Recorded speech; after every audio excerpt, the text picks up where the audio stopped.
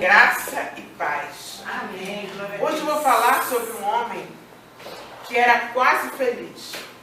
É um homem bastante conhecido na Bíblia. Está lá em 2 Reis, capítulo 5, versículos 1 a 19. Mas eu não vou ler os 19 versículos. Eu vou lendo aos poucos. E começa assim. Ora, Naamã, chefe do exército do rei da Síria, era um grande homem diante do seu senhor, e de muito respeito, porque por ele o Senhor dera livramento aos sírios. Era homem valente, porém leproso. Naamã era um homem muito bem sucedido. Ele era o chefe do exército do rei da Síria. Naamã era um homem que tinha seu talento reconhecido pelo próprio rei.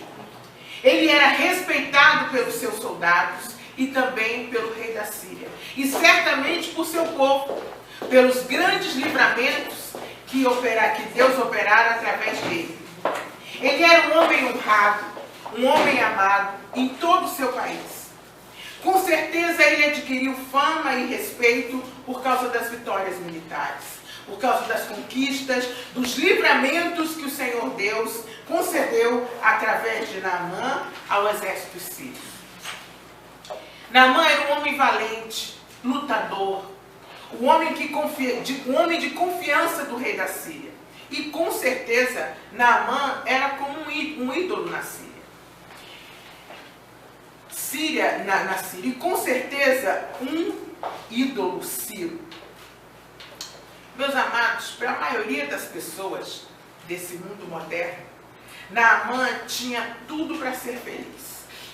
Ele possuía autoridade, possuía bens, possuía servos, possuía fama, possuía respeito e confiança no seu reino. E as pessoas acordam, se levantam, trabalham, lutam todos os dias para conseguirem exatamente isso que Naamã tinha. Aparentemente, não lhe faltava nada. Eu fico imaginando quando ele desfilava com as tropas militares à frente, o rei lá no palanque, vendo o povo aplaudindo, ovacionando. Eu imagino a família dele aplaudindo também. Eu fico imaginando, quando as pessoas levantam, trabalham, se esforçam, ele tinha tudo o que, em geral, as pessoas querem ter. Certamente ele ostentava títulos e medalhas. Durante essa parada, quando ele andava, ele devia ter muitas medalhas, muitos títulos, e as pessoas deviam falar dele: lá vai Naamã, lá vai a pessoa importante. Ele montava excelentes cavalos, ele ocupava um lugar de honra no reino da Síria. Mesmo com tudo isso, Naamã não era um homem feliz, porque em sua vida havia um porém. Naamã era leproso. Lembre-se de que naquela época a lepra não tinha cura. E a lepra era considerada também, além de um problema físico, um problema espiritual, porque a lepra estava associada ao pecado. Essa doença privava o doente do convívio social e levava-o a uma morte diária, lenta, sofrida e solitária. Eu imagino que Naamã devia esconder, porque como ele foi mandado que ele tomasse banho, eu imagino que ele devia esconder. E o maior medo dele devia ser: e agora? Quando estourar no rosto? E agora? Quando estourar nas orelhas, no nariz? Acabou a minha vida. A minha vida de glória, a minha vida militar, toda a minha vida acabou. Quando começar a aparecer no pescoço, acabou. É exatamente assim que muitas pessoas se sentem. Independente de terem ou não alcançado sucesso profissional, de terem uma família, apesar de gozarem do respeito de todos ou da maioria das pessoas que o rodeiam, apesar de se sentirem abençoadas por Deus, apesar de serem valentes, lutadoras, elas não são felizes.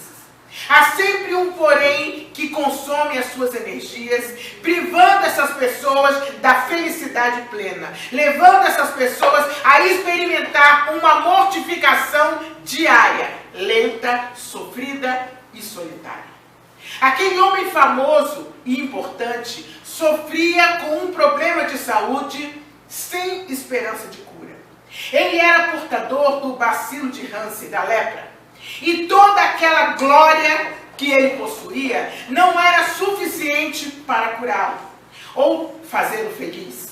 Talvez os seus subordinados não imaginassem o quanto Naamã se sentia infeliz, visto que, como capitão do exército, Naamã tinha que ser exemplo de bravura, exemplo de força, exemplo de coragem, exemplo de liderança e controle e muito mais. Naamã vivia de aparências. Lá no fundo daquele homem poderoso, rico e famoso, existia um homem que se sentia miserável todos os dias, porque ele sabia que a doença não tinha cura, e isso lhe tirava o sono. Ele via que a doença piorava dia após dia, e a doença se alastrava por seu corpo. E certamente, para não ser discriminado, ele teria que viver de aparências, tentando esconder aquela chaga. Quem sabe hoje, no século XXI, você também viva de aparências, tentando esconder um problema que você julga impossível de ser resolvido. Uma chaga como a chaga de Naamã, não uma chaga física, mas uma chaga emocional, uma chaga que você carrega por muitos anos e que você não consegue se livrar dela. Aí Deus te deu uma família, Deus te deu uma boa profissão, Deus te dá alegria, você se sente até uma pessoa abençoada, mas você sabe que dentro de você há uma chaga que você não consegue curar. E apesar de você até ir aos médicos, essa chaga, ela não desaparece. Jesus trouxe você aqui hoje para que você saiba que o Deus que curou Naamã daquela chaga física pode curar você e a mim de uma chaga física, de uma chaga emocional e de uma chaga espiritual. Porque Ele é um Deus que veio, Jesus disse, eu vim para vos dar vida e vida com abundância. A vida em abundância é uma vida completa, não é uma vida em que você fica arrastando correntes, seja lá pelo que for. Deus não mudou e Ele nunca mudará. Apresente a Deus a sua causa, o seu problema, a sua dor, o seu sofrimento, porque você pode até tentar esconder das pessoas o seu sofrimento. Mas Deus está vendo você aqui, hoje e agora. E Ele manda dizer a você que Ele não criou você para você viver assim, para você acordar triste sem saber porquê, para você passar alguns dias você se levantar e dizer, mas para que eu existo? Para que eu estou aqui? Deus manda dizer para você que essa cura, naquela época a chaga de Naamã não tinha cura para os homens. E essa chaga que você tem hoje pode até não ter cura para os homens, mas Ele é o mesmo Deus que curou a chaga incurável de Naamã e vai curar a sua chaga incurável, seja ela física, emocional ou espiritual, não importa. Você pode até tentar esconder das pessoas o seu sofrimento, mas você não escondeu de Deus. E Ele trouxe você aqui para dizer para você, eu estou vendo. Eu sei como você se sente. E eu vou curar. Essa história tem um final feliz. Porque um homem quase feliz como Naamã encontrou a verdadeira felicidade. E nós também podemos encontrar a nossa. Se nós aprendermos com as reações de Naamã, que nós vamos começar a falar sobre elas agora. Nós também podemos encontrar a nossa cura emocional, a nossa cura física. Nós podemos também encontrar a cura se nós aprendermos a observar como é que Deus age para curar a chaga de um homem e de uma mulher. Naamã, em primeiro lugar, ele deu ouvidos ao testemunho de uma pessoa simples, desacreditada. Diz assim a palavra de Deus. Os sírios, numa das suas investidas, haviam levado presa da terra de Israel uma menina que ficou ao serviço da mulher de Naamã. Disse ela à sua senhora, oxalá que o meu senhor Naamã estivesse diante do profeta que está em Samaria, pois este o curaria da sua lepra. Então Naamã foi notificar a seu senhor, dizendo, assim e assim falou a menina da terra de Israel. Respondeu o rei da Síria, Naamã: vai, anda e enviarei uma carta ao rei de Israel. Quando a menina falou que se ele fosse aquele profeta, Deus o curaria, ele não ficou se fazendo de muito importante. Ele foi falar sobre isso com o rei, com o senhor dele. Disse: o senhor me dá autorização para eu ir lá ver esse profeta?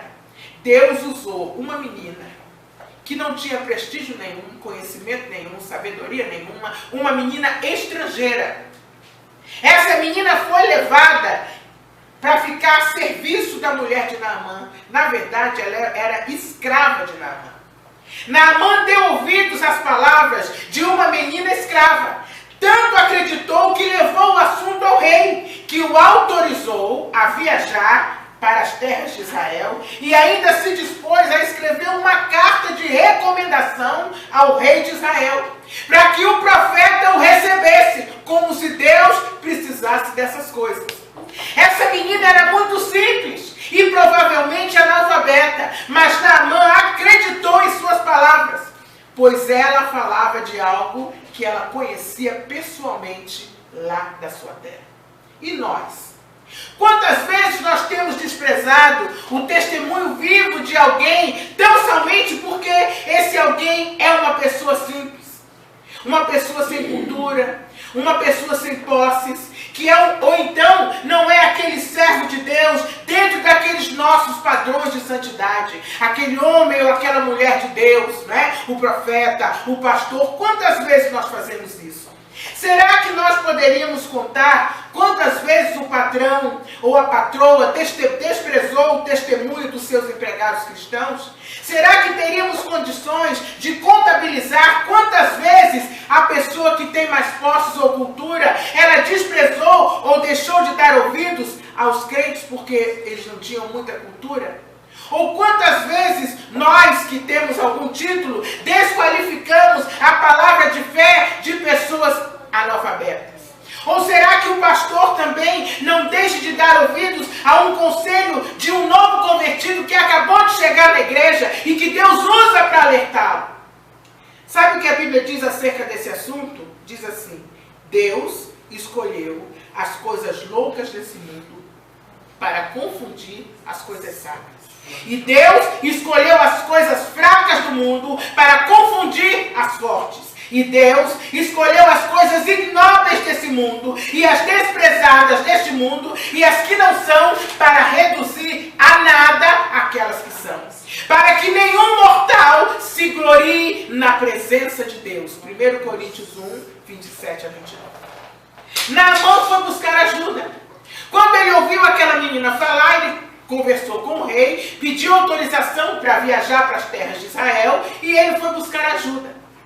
Quando estamos enfrentando um problema sério em nossas vidas, especialmente doenças graves, incuráveis, doenças do corpo e da alma, nós ficamos como que anestesiados. Tão grande é o impacto do problema que se abateu sobre nós ou sobre a nossa família. Quando você tem um diagnóstico de algo muito sério, olha, você está com problema X. Ou quando você constata que você está entrando num estado de depressão tal que te impede de fazer certas coisas ou de desfrutar de determinadas coisas, você começa a entrar em choque. Você fica meio anestesiado e diz: e agora? Como é que eu vou reagir diante disso? Quando dizem para você: olha, não tem jeito, você está com esse problema. Olha, vai ser difícil você ter uma saída para isso.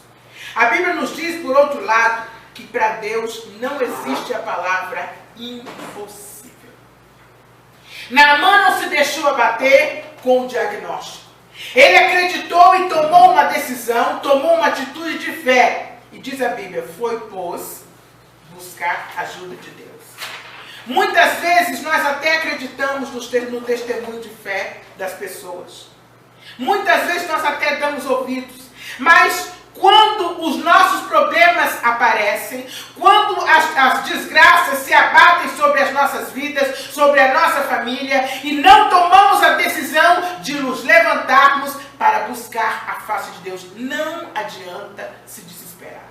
Não adianta puxar os cabelos, não adianta colocar sua confiança em quem quer que seja. Nós temos nessa hora é que nos levantar e dizer, Senhor, tu podes. O Deus do impossível é Ele. Sabe o que a Bíblia diz acerca desse assunto? Buscai ao Senhor enquanto se pode achar. Invocai-o enquanto Ele está perto. Cheguemos-nos, pois, confiadamente ao trono da graça, para que recebamos misericórdia e achemos graça, a fim de sermos socorridos no momento oportuno. Às vezes as pessoas se perguntam, mas por que Deus não cura logo? Por que Deus me deixa com essa chaga emocional tantos anos? Por que Deus me deixa com essa enfermidade tantos anos? A Bíblia diz que nós seremos socorridos no momento oportuno. Por que Jesus, quando soube que Lázaro estava doente, ele não voltou em cima do rastro para curar Lázaro? Porque Deus tinha algo muito mais importante para fazer.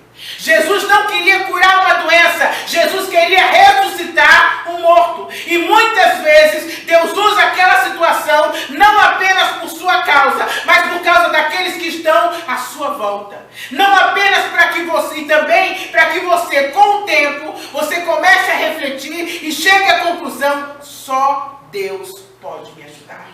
Porque enquanto você tem um remedinho, enquanto você tem um amigo, enquanto você tem uma coisinha para tomar, você não se joga de cabeça diante de Deus. Quando você vê que não tem jeito, quando Deus permite que aquilo fique mais um tempo, você pensa, olha agora, só Deus. Então você se volta para Ele. Naamã, terceiro lugar, Naamã se humilhou diante de Deus. Diz assim a Bíblia. E Naamã levou consigo 10 talentos de prata, 6.000 ciclos de ouro, 10 mudas de roupa, e também levou a carta. E veio, pois, Naamã com os seus cavalos, com o seu carro, e parou a porta da casa de Eliseu. Então este lhe mandou um mensageiro. Olhem só o aparato desse homem. Levou a carta do rei, levou prata, levou ouro, levou mudas de roupa, levou cavalos, levou cavaleiros, levou carro, e aquilo tudo parou à porta do profeta, que devia ser uma taperazinha, uma casinha qualquer. Eu fico imaginando a vizinhança, meu Deus, o que é isso? De onde saiu tudo isso? Para que tudo isso? Ele parou, e quando ele chegou, ele era um general do exército, e ele era amigo do rei, levou uma carta do rei. Ele deve ter pensado, agora o profeta vai sair, vai se ajoelhar não sei quantas vezes, vai baixar, não sei quantas vezes vai dizer, o que é que o Senhor deseja, meu Senhor? Mas acontece que Eliseu não fez nada disso. Ao contrário. Ele mandou um mensageiro. Ele não saiu da casinha dele, não. Ele mandou um mensageiro, diz a Bíblia, a dizer, vai, lava-te 7 vezes no Jordão, e a tua carne tornará a ti, e ficarás purificado. A Bíblia diz que Naamã ficou indignado. Imaginem. Naamã, porém, indignado, retirou-se, dizendo, eis que pensava eu, olha como é que ele pensava, quando chegou com aquele aparato todo, com a carta do rei. Muitas vezes, irmãos, uma vez, uma pessoa me caluniou, e eu como advogada fiz uma defesa, mas aquela defesa, tome documento daqui, tome documento dali, e quando a pessoa disse que eu fiz determinada coisa, eu estava fora de Brasília. Juntei passado, mas eu juntei tudo. Eu fiz uma defesa que até eu olhei e falei, pensa! Não trem bom. Pensa! Aí Deus disse para mim, minha serva, guarda, porque tu não vais usar nada. O teu advogado sou eu. Tu não vais se defender, porque quem vai te defender sou eu. Eu não usei um documento, porque o processo encerrou sem julgamento de mérito. Simplesmente Deus usou e tocou no coração da pessoa, tocou no coração de outro, e aquilo não foi para frente. Deus faz isso. E eu, cheia de mim, agora eu quero ver. Agora a pessoa vai ver com quantos paus se faz uma canoa. Agora sim. E quando eu acabei a defesa, que eu gosto de escrever, eu digo, agora foi Deus que me inspirou. E Deus fez a mesma coisa com Naamã. Naamã, porém, diz a Bíblia,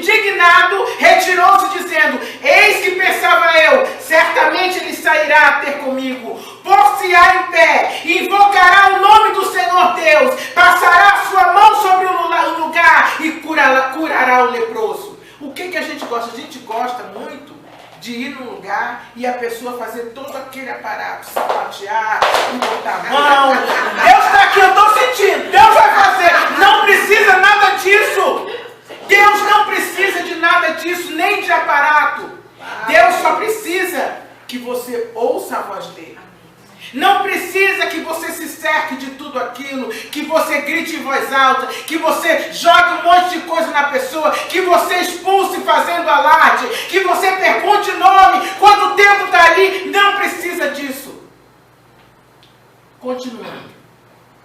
Não são, porventura, Abana e Farpar, rios de Damasco, melhores do que todas as águas de Israel? Não poderia eu lavar-me neles e ficar purificado? Assim se voltou e se retirou com indignação. Mas a história dele não acaba aqui. É claro que os rios da Síria eram muito mais limpos do que o rio barrento que o profeta mandou ele ir. Ele tinha razão nesse ponto. Mas Deus queria quebrar o orgulho daquele homem. Os seus servos, porém, chegaram-se a ele e lhe falaram, dizendo: meu pai, se o profeta te houvesse indicado alguma coisa difícil, porventura não a terias cumprido? Quanto mais dizendo-te ele, lava-te e ficarás purificado. Muitas vezes as pessoas vão a certos lugares e olha, durante 21 dias você vai fazer a obrigação X. Durante 40 dias você vai comprar isso e aquilo e aquilo. Durante não sei quantos dias você vai jogar isso aqui na onda. Você vai jogar isso aqui no mar. Durante 21 dias você vem aqui para eu fazer isso e aqui tomar passe. Durante tantos dias você vai fazer não sei mais o que. E as pessoas vão. As pessoas vão porque elas querem ser curadas. Mas eu estou aqui para dizer que Jesus, Ele dá de graça. Você não precisa cumprir obrigação nenhuma. Ele te dá de graça. O que o profeta falou, ele não recebeu a prata, ele não recebeu o ouro, ele não recebeu carta do rei. Ele disse, vai e toma um banho. Não precisa me pagar nada. Só toma um banho 7 vezes. Faça o que Deus mandar. Faça do jeito que Deus mandar. Não invente. Ah, mas eu posso, ao invés de ir para a igreja, eu fico aqui vendo culto na internet. Ah, ao invés de fazer, Deus falou que tinha que ser, mas eu posso ficar aqui tranquilo. Não invente. Se Deus mandar, faça. Deus quer falar com você também. Deus hoje não fala só através nem do profeta ou do pastor. Deus quer falar com você individualmente. Deus quer ter um relacionamento com você. Deus quer falar diretamente com você. Não precisa usar nem profeta, nem pastor, nem ninguém. Jesus morreu na cruz para que você hoje tenha acesso direto ao Pai. Você pode entrar no Santo dos Santos. Antigamente, só o sacerdote entrava. Você tem acesso livre, porque o véu se rasgou. Você pode entrar no Santo dos Santos. E é por causa disso que nós vamos cear hoje. Nós vamos cear hoje, lembrar o sacrifício de Jesus, porque um dia, quando ele morreu na cruz, aquele véu se rasgou. Aquele véu que te impedia de ter um relacionamento pessoal com Deus, que só o sacerdote podia, ele foi rasgado ao meio. Você pode entrar ali, porque o sangue de Jesus nos purifica. E continuando, quanto mais dizendo-te ele, lava-te e ficarás purificado. Desceu ele, pois, e mergulhou no Jordão 7 vezes, conforme a palavra do homem de Deus. E a sua carne tornou-se como a carne de um menino, e ficou purificado. Naamã trouxe o seu ouro e a sua prata, símbolos de sua riqueza pessoal. Naamã também trouxe 10 mudas de roupas finíssimas, símbolo do seu bom gosto. Naamã também trouxe uma carta de recomendação do rei da Síria, símbolo do seu prestígio e do seu poder. Mas Naamã trouxe também a altivez, o orgulho dentro do seu coração. O texto bíblico declara que Naamã esperava que o profeta de Deus viesse recebê-lo à porta. Quem sabe com um tapete vermelho, impressionado com a sua riqueza, com seus carros, seus cavaleiros, seus homens, a carta do rei, tudo aqui, todos os presentes que ele trazia. E também ele esperava que o homem de Deus fizesse um ritual elaborado diante dele, pelo qual estaria disposto a pagar muito bem, se resolvesse o seu problema, é claro. Mas Deus é sábio. E Deus resolveu quebrar o orgulho de Naamã por meio do profeta Eliseu, que além de não aparecer para ver o importante general sírio, ele enviou um emissário com um recado bastante estranho. O profeta mandou dizer que ele deveria banhar-se 7 vezes no barrento Rio Jordão. Naamã se revoltou, e ele revelou o orgulho que havia em seu coração, e negou-se a cumprir a ordem do profeta. Não fossem os seus soldados a convencê-lo a obedecer, Naamã teria voltado para a Síria exatamente do mesmo jeito que de lá viera. Mas os seus soldados o amavam. Eles o amavam tanto que o chamavam de pai. E insistiram com ele, e ele cedeu. Insatisfeito e contrariado, ele tomou o banho da humilhação 7 vezes. O número 7 é o número símbolo daquilo que é perfeito ou completo. Isso significa que Naamã foi completamente humilhado, sabe diante de quem? Dos seus soldados. Ele teve que se despir e tomar água naquele rio barrento diante dos seus soldados, dos seus liderados. Quando Deus viu que Naamã se humilhou, Deus restaurou a sua saúde. Quantas vezes nos aproximamos de Deus, tentando impressioná-lo com nossa riqueza pessoal, entre aspas, com nossas palavras bem elaboradas, com o nosso prestígio, com os nossos sentimentos de autocomiseração. Mas Deus não se impressiona com nada dessas coisas que nós consideramos importantes. Antes, decide humilhar-nos, para que entendamos que qualquer ação dele em nossas vidas é por meio da graça e não por mérito humano. Quantas pessoas já voltaram para casa sem a bênção divina porque não quiseram se humilhar diante de Deus? Ou então revoltaram-se contra alguma orientação de que Deus mandara através dessa pessoa? Sabe o que a Bíblia diz acerca desse assunto? Qualquer, pois, que a si mesmo se humilhar, será exaltado. E qualquer que a si mesmo se humilhar, será humilhado, sim, será exaltado. Deus resiste aos soberbos, porém, Ele dá graça aos humildes. Atenção, humildade não é murmuração. Não é se sentir o pior dos piores, como muitos dizem, né? O cocô do cavalo do bandido. Isso é falta de fé. Todos nós pecamos e todos nós somos destituídos da glória de Deus. Mas Deus nos transforma por sua graça e por sua misericórdia e não por nossos próprios méritos. Não há ninguém pior do que ninguém. Não se sinta assim, porque você não é pior do que ninguém. O bom de nós compartilharmos na igreja, no culto de oração, no culto de quarta-feira, quando nós compartilhamos, é porque você acaba descobrindo que os seus problemas não são diferentes do que os problemas dos outros. E que as suas fraquezas não são diferentes das fraquezas dos outros. Nós estamos aqui nos ajudando uns aos outros. Em quarto lugar, Naamã converteu-se num verdadeiro adorador. Diz assim a Bíblia: então voltou ao homem de Deus, e toda a sua comitiva, chegando, pôs-se diante dele e disse: eis que agora sei que em toda a terra não há Deus senão o Deus de Israel. Agora, pois, peço-te que do teu servo recebas um presente. Antes ele chegou para impressionar, esperando que ele saísse. Agora ele pedia licença para entrar. Agora o profeta saía para recebê-lo. Ele, porém, respondeu: vive o Senhor, em cuja presença estou, que não o receberei. Naamã estou com ele, para que o tomasse. Porque a Bíblia diz: dai de graça o que de graça recebeste. O profeta não tem que ficar insinuando que quer isso, que quer aquilo, que gosta disso, que gosta daquilo. Ai, se Deus me desse essa bênção, de eu receber aqui, de chegar um irmão aqui e pintar tudo isso aqui. Ai, que bênção seria. Ai, essa blusa minha tá assim. Quem dera se Deus usasse um irmão para me dar uma blusa nova. Quem dera se Deus usasse um irmão para... Não, o profeta não acha assim. Ao que disse Naamã, seja assim. Contudo, desce a este teu servo,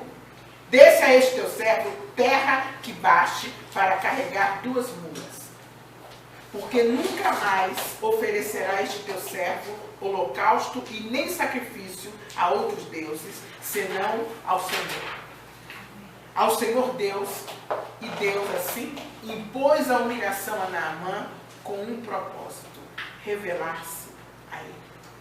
Muitas vezes as pessoas, mas pastora, eu estou sendo humilhada, mas pastora, está acontecendo isso. Muitas vezes, no meio do teu deserto, no meio do teu vale, Deus se revela a você. Muitas vezes Deus nos leva para o vale, Deus nos leva para o deserto para se revelar a nós, para que nós possamos conhecê-lo e a grandeza da sua glória e do seu poder. A cura divina, ela restaurou não apenas o físico de Naamã. Prestem atenção, Jesus fez muitas curas físicas, mas a maior cura que Jesus faz na vida do ser humano é a cura emocional.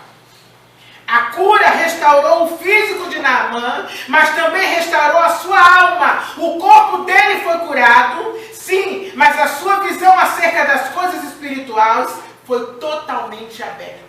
E Deus usa seja lá o que for para abrir a sua visão espiritual. Agora ele sabe que só há um Deus verdadeiro em todo o mundo, que é aquele Deus que o curou. A quantos falsos deuses será que Naamã já havia implorado a cura?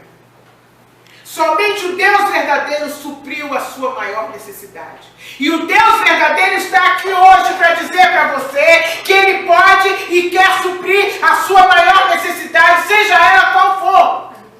Não importa qual é a sua necessidade. Ele está aqui hoje para dizer que Ele é o único Deus suficiente para suprir essa necessidade. Amém. Todo o ouro, toda a prata, os presentes que Ele trouxe, quer agora dar ao profeta, não para comprá-lo.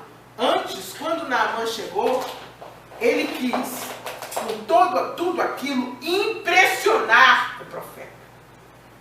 Toda aquela comitiva, o ouro, a prata, tudo aquilo ele fez no seu orgulho para impressionar o homem de Deus. Mas um homem e uma mulher de Deus de verdade não se deixa impressionar por isso.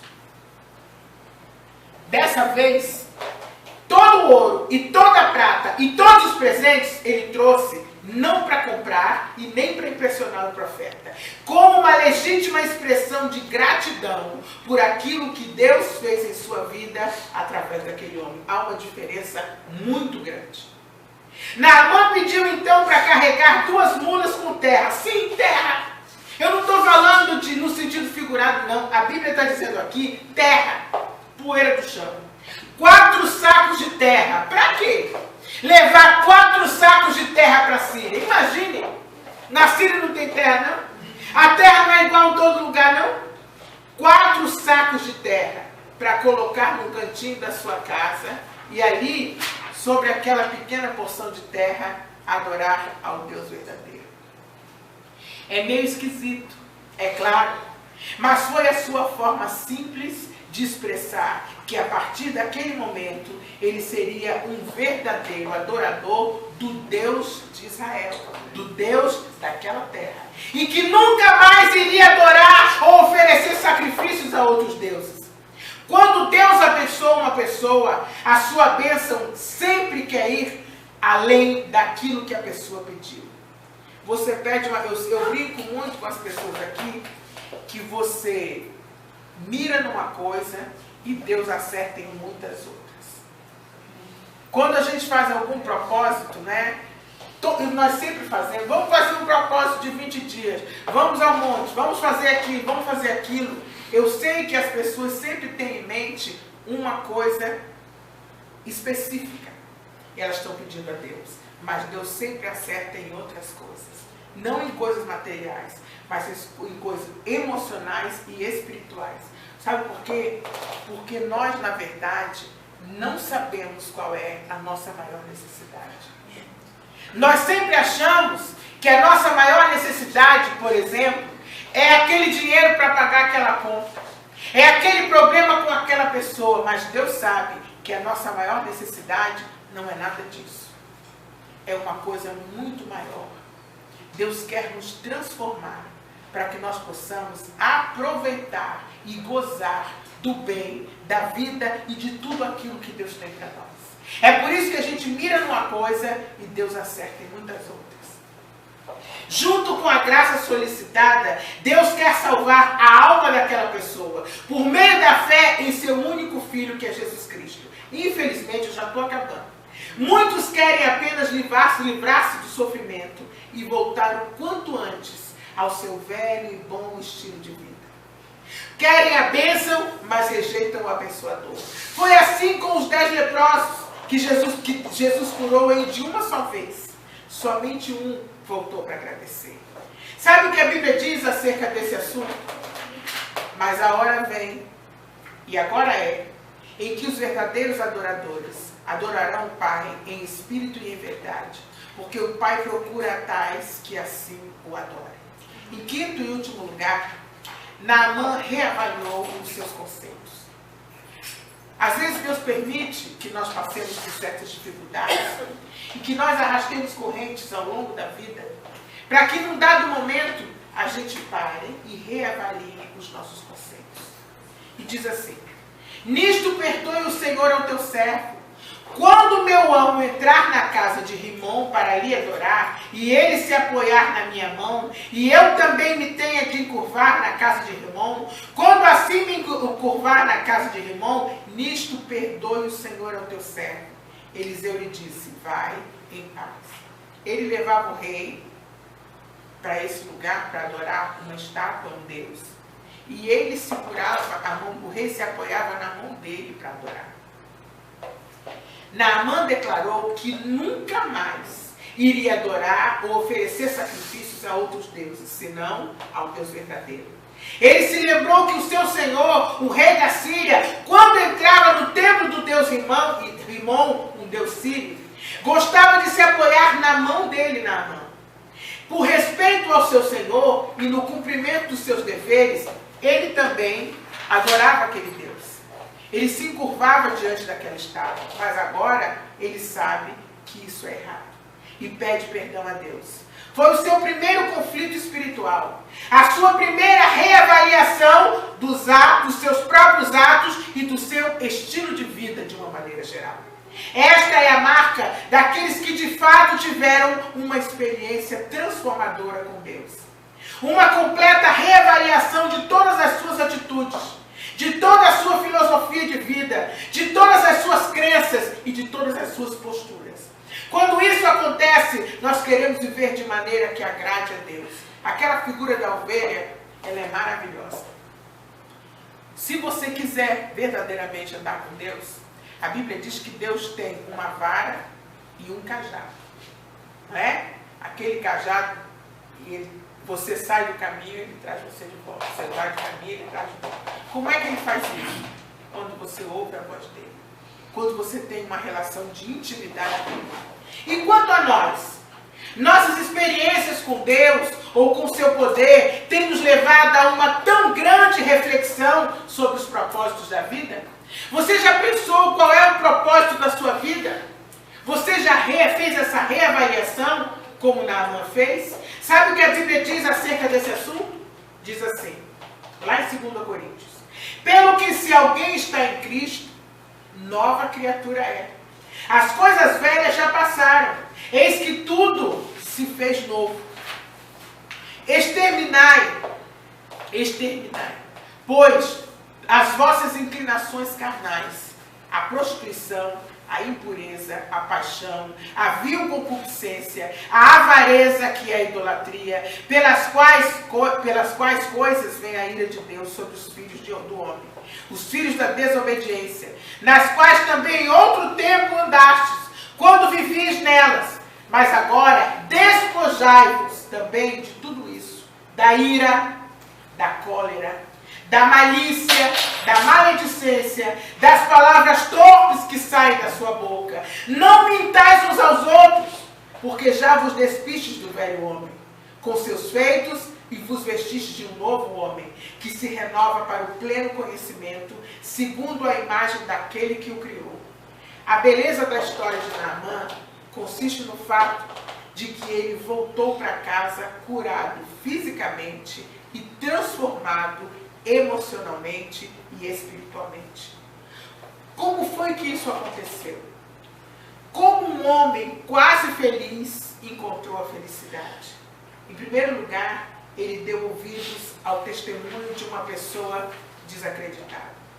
Em segundo lugar, ele foi buscar ajuda no único que pode nos ajudar, em Deus.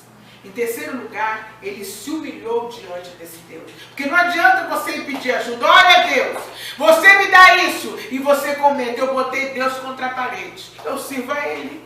Eu estou na igreja. Eu botei Deus na parede. E aí, Deus, tu vai fazer ou não vai? Eu já ouvi isso. Em quarto lugar, ele se converteu num verdadeiro adorador. Em quinto lugar, ele reavaliou os seus conceitos. É preciso que a gente sempre pare e reavalie onde é que eu estou indo, o que é que eu estou fazendo, o que é que eu quero com isso. Quando eu não faço, Deus me pega pelas orelhas e me diz, tu vai para onde? Eu mandei por aí, não é? Façamos o mesmo. Que Deus nos transforme em uma pessoa ou pessoas, de pessoas quase felizes, em pessoas completamente felizes.